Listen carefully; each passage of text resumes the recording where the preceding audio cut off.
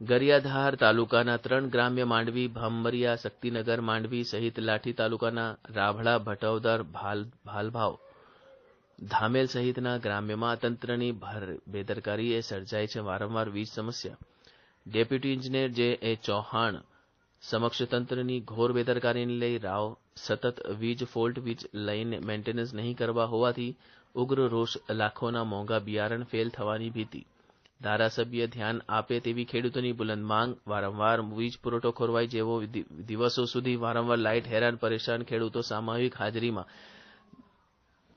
Damnagar PGVCL સબ division કચેરી ખાતે નારાજગી સાથે લાઠી તાલુકા પંચાયત સદસ્ય ધામેલ, ભાલવાવ, ભટાવદર, રાબડાના સ્થાનિક સરપંચ સહિતના અગ્રણીઓની વીજ પ્રશ્ને ઉગ્ર રજૂઆત.